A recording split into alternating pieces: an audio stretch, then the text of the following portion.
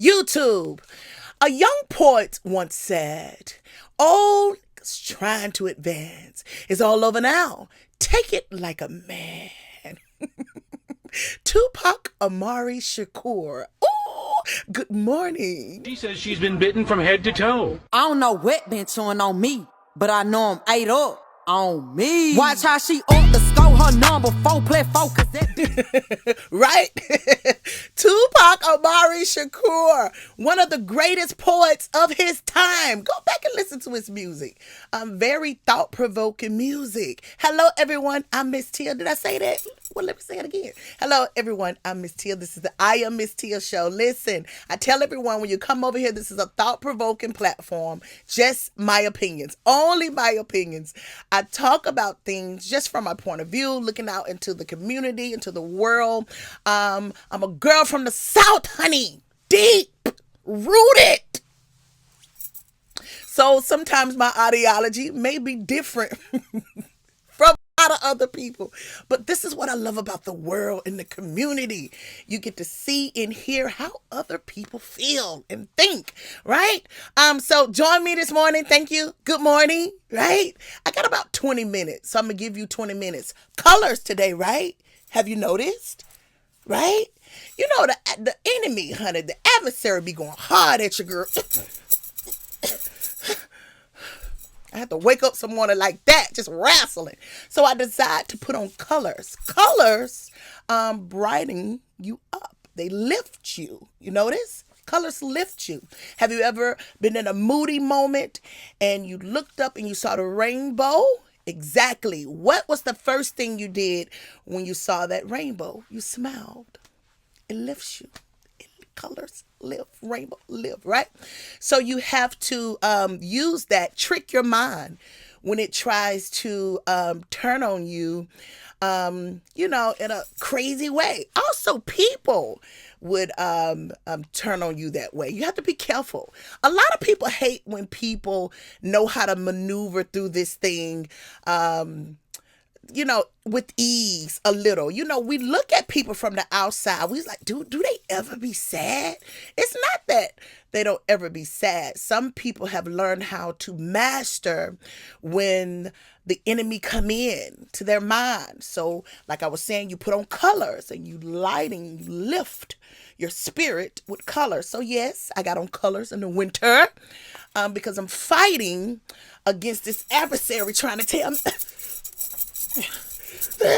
Right? So a great key, something I do sometimes when I'm fighting, right, with the enemy. But anyway, good morning. Hello. Great show today. I got some great topics. I don't have number 20 minutes. I got a group today, so I can't stay long. I got 20 minutes. Great topics today. I think I want to review the Nas new album, right? The Nas new album called Light Years, right? Great. I think I even got some 21 Savage news. I listened to the album, but I don't know if I want to share. I listened to the album. I listened to it. I'm trying not to be... Okay. I'm trying not to be... Maybe I can get to it. I listened to the album. Other things. The Billboard Top Artists 2025, right? I think my brother is in it. Number 1 or 3, something like that. Top tours. I think my brother is in it again. Kendrick Lamar, Mr. Morale. I think he's 1 or 2, right? I think Beyonce, she is number 2 or 1 with 2 or something like that. Great. Did you guys see Matthew Knowles on the Bag Fuel channel, right? And he was talking about how he worked with UGK. Interesting, right? Right? You heard those rumors, but to really hear Matthew Knowles talk about how he was once in that circle before he became the manager and before Beyonce and Destiny's Child popped off, he ran in the circle with UGK. Listen, Bag Fuel dropped the whole interview. I hate y'all getting this money thing, so y'all drop clips. You mess up the interview. Now I got to figure out when I'm going to go back and finish the interview. Drop the whole interview. Go over there and check that out. I thought that was interesting. Danity Kane doing a reunion, right? Crazy. My first thing when I saw it, I said, where is Dawn? Where is Dawn? Where is Okay, everybody's there but Don, right? Is it really Danity Kane if Don Richard is not there? I don't know. I think it's over. But have your run. A lot of people are coming back to do their thing. Joe Budden did a Rolling Stone interview, which I think is good. Is a great insight to creators on being comfortable with your start.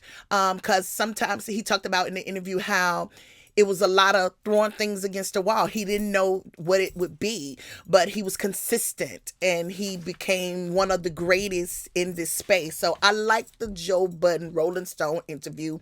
Go over and check it out. Piers Morgan, right? Piers Morgan had Nick Fuentes, and I hope I'm saying his name right, over on the Piers Morgan Uncensored show. Piers Morgan is so good, honey. He got to where he was able to convince and tell Nick Fuentes it's all right to come out and announce that he's a racist. Excuse me? No one should have ever been able to trick Nick into that bag, right?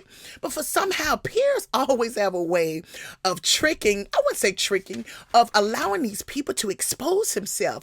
Who was that, Lily Gaddis? I think this is where we first saw Lily Gaddis over there on the Piers Morgan show. And she declared that she was a racist, right?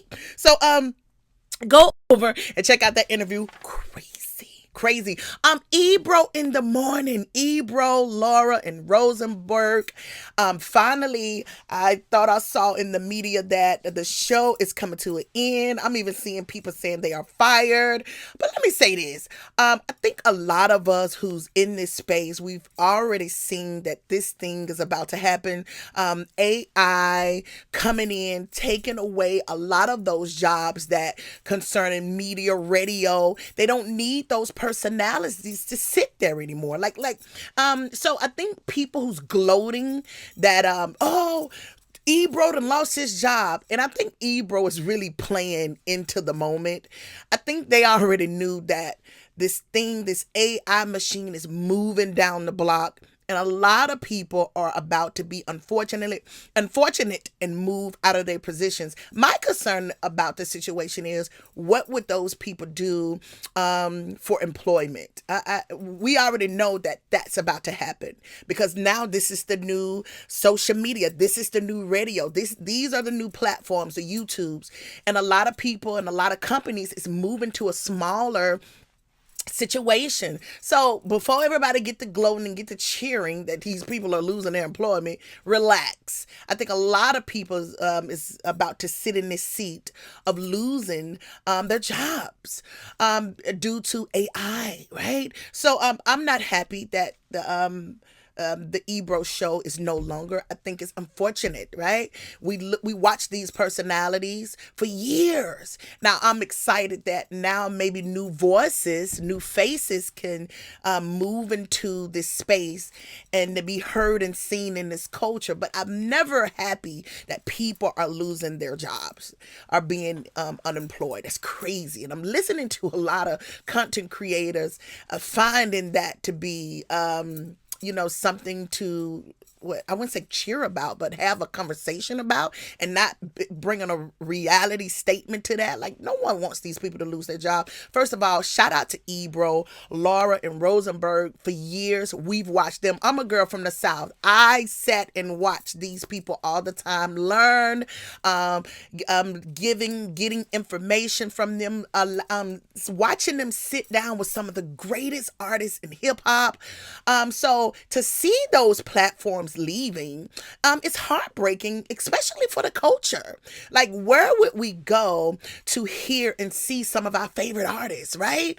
Because I love to hear Ebro in that space of his professionalism to sit and talk to the artists, right? So I'm not excited about it. Also, I saw an article about MTV is also slashing some of their programs, right? I think I heard that MTV will not lose the main main channel, but they are getting rid of the hot 90s, hot 80s, wow, up all night, blah, blah, blah. All of those things that people my age grew up off. So be honest with you, it's a bittersweet situation.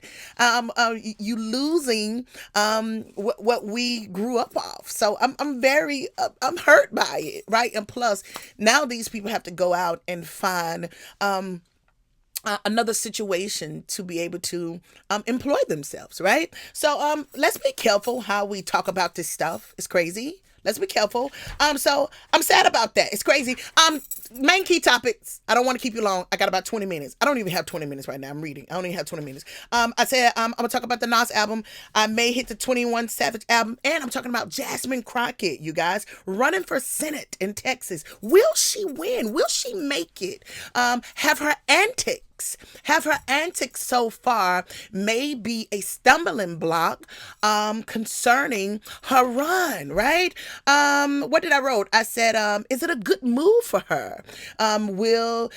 Is somebody running her out of a hole into another one? Is this a setup? You know, Jasmine have so much negative things to say about the current president right now, Donald Trump, and she would be under his tutelage, right? If she win this Senate seat, and will she know how to relate her concerns about her group of people in her community that she have to represent, and will the president hear her? That's the concern. That's my concern about Jasmine Crockett in this Senate run. Do Stephen A. Smith's words come back to haunt everybody now? Because I don't know if you remember this, but Stephen A. Smith was, I wouldn't say reprimanding, but he was trying to give her a little harsh push about how having to have a conversation or being able to relate properly with the president and do this run that she's trying to do, she's going to have to tone it down a little to be able to sit in the room amongst the people that she need to help the people that she's representing. Do that make sense? So I think this is a question a lot of people are wondering about. And I wonder, is she thinking, will she kiss the ring? Will Jasmine kiss the ring, right? Will she bow down? Will she will she do these things for her community that she's representing? I don't know if you remember this. Let me go here. Esther, right?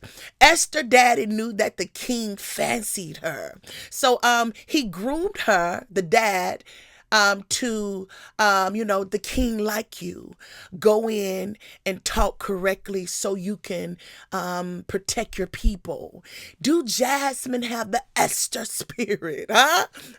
Will she know how to go in and be liked? Because I think this is her concern. This may be a pushback of hers, being liked. She have to get how many people in Texas? She have to get a lot of people in Texas to like her, right? Right? So will she be able to do that? That's the thing. Is she good enough to win over the Texans, right? Going into this situation, she's running on a Democratic Party, which Texas is a Republican state, right? Is she's crafty enough to do it? We're watching, Jasmine. We're watching. Okay, next topic. The title of the show, I don't know if I said this. I said, Who Really Loves HipHop? That's the title. Who Really Loves HipHop? 21 Savage, Nas, and Jasmine Crockett. Okay, who really loves hip-hop? Speaking of hip-hop, Nas dropped his awaited, and I hope this isn't his last album. It sounds like it, though. Light Years, he did a studio album collab with DJ Premier, right? A veteran, right? I knew a lot of people probably would have a lot of things to say about the music concerning Nas, because this running thing about Nas is he don't know how to pick beats. And I found, as I listened to the album, that Nas specifically, it sounded like he stayed in his New York bag. which was cool. I really enjoyed that he stayed in his region concerning sounds. So I think I got that from that, which I loved. And the album was so it was so grown. It was so purpose driven as well. Let me see what I wrote. I said he purposely stayed with the New York sound. I think I said that. He was in his grown man bag. I said that. I think he didn't care about looking for new eyes. You know, people are trying to get people to like them. I don't in this album, listening to this album, I don't think Nas was looking for new eyes. I think Nas was just doing Nas. And I think he was really happy. I even wrote that I wrote that he sounded comfortable. You know, at some point in your life, you get in a comfortable space. You like, I'm good. I didn't kind of reach my peak in this moment. I wrote down, I said, listening to this album, I heard wisdom. I heard shared experience. I heard he was okay and willing to pass the torch. I even said, it even sounded like he made it to the mountaintop. He was able to look over. So I can hear that. Right? Y'all know I'm a hearer. So these are the things I'm hearing. And some of the songs he talked about, I'm a mogul now. I'm a casino owner. I'm a shop owner. He really was saying, I'm at the top of my game. You know, I'm not in a competition space like a lot of you are. I'm in a space of I'm a boss, or this is me. I done made my mark on the mountain. And so now I'm at the space where I'm just going to give you what's in me. You got to remember, he's very knowledgeable in self. So I love the album. I think I talked about some of my songs that I like was Writers. I really like that. I like Sons, and I like Bouquet, where he gave the women in rap their flowers, saying, you know, no matter what, you women are beautiful. I heard him call out Megan, Sexy Red, a lot of the other girls, MC Light. I mean, he called out everybody, all the women, which I thought was special. I love that. I wrote on my Twitter, I said, man, what an honor for Nas to call out the women in hip hop and rap. Like, I don't even think the young women understand this moment that Nas spoke your name, right? One of the best, one of the fathers at this point to do this. I like the song Writers. He talked about he's a writer in hip hop. Like you don't even understand how special this stuff is. Speaking of writers, my brother Kendrick Lamar just got top writer, right? Like this craft is crazy. Once again, I go back to my title. Who loves this? Who likes this? Nas is one of those gatekeepers that you don't mind being the gatekeeper, right? Right? You know, we kind of side out some gatekeepers, but you know, it's some that you don't mind being there to help you form your artistry. You know, you need that. I feel like a lot of the artists need people like a Nas to help them to develop that thing that they call an art, that they are delivering to the people. So shout out to Nas. I thought the album was great. I loved it. I will be playing it again. I really love that Nas stayed in his bag of, I'm a grown man. This is what I'm going to give you. You going to either eat this or you don't eat it all. And he okay with that. You know, a lot of us still trying to do stuff to please people. What do you think? What you think about the album? What? He don't even care. This is what I'm selling, or this is what I'm putting down. You can either eat it or don't. So I had to enjoy that. Speaking of albums, 21 Savage dropped his album. I listened to the album. The album was called What Happened to the Streets, right? It's so crazy knowing 21 Savage came from the compound and the tutelage of the Dr. Yorks, right? You know, he been in that foundation too. He grew up there. So when you see him, the Lamont Hills, Nas, I even heard Outkast was part of that tutelage is coming up out of Dr. York's clan when Dr. York came down to Atlanta. Listen, I don't know these.